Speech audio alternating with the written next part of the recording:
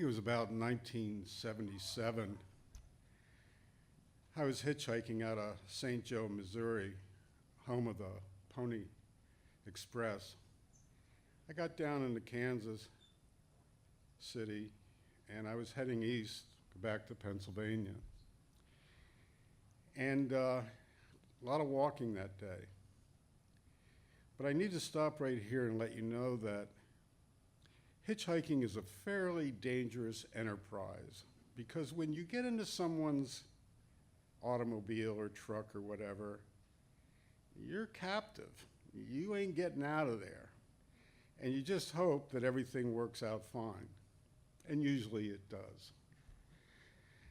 However, after walking quite a distance, this nondescript van stopped for me.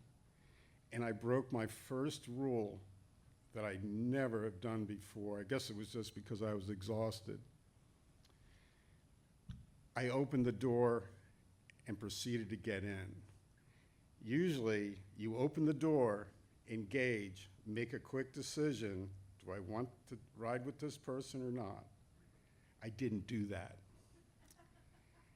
I get in this van, and I no sooner pull the door closed, and we're off. My blood turned ice cold. I knew there was something way, way wrong. And I looked over at this character. He had a crew cut, clean shaven. He's been out in the sun for a while. And he's a big man.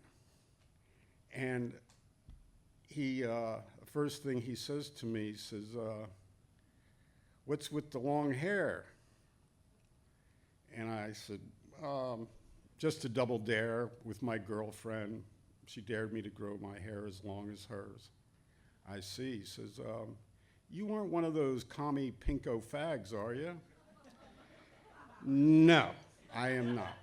No. Then he says to me, how about a drink? And magically, here's the drink on the console. He was drinking, I believe it was Hiram something whiskey. And I just touched it to my lips, and there's no way I was going to drink it. I dropped it to my side and poured it out. And then I faked like I downed the whole thing. So this guy says, where are you heading? I said, back to PA to see my girl. And he says, you got a problem with Missouri? Not at all. It's the show me state. I'm all about it. So I turn my head and I'm looking out the passenger window. And I'm in a bad way here. This is not going well. There is bad karma going back and forth here.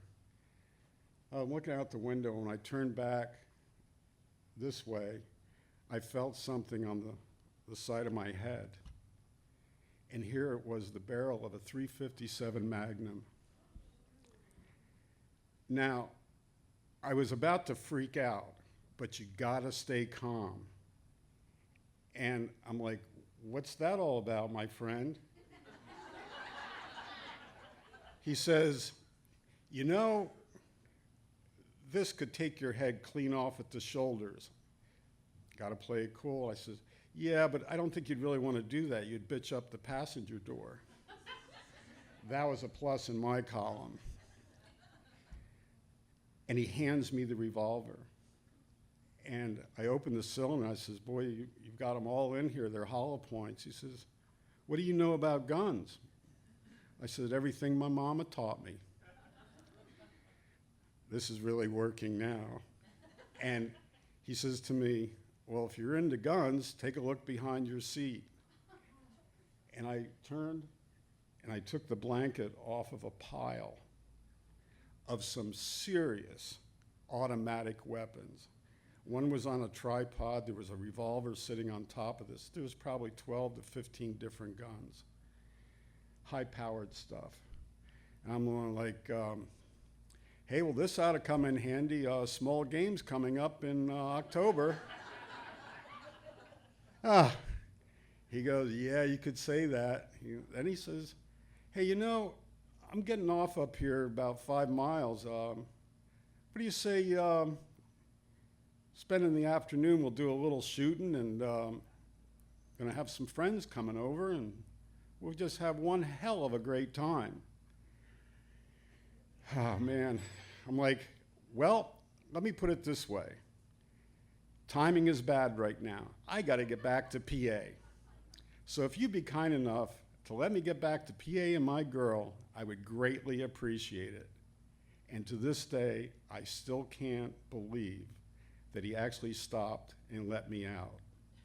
That was the day I nearly missed being here at this microphone.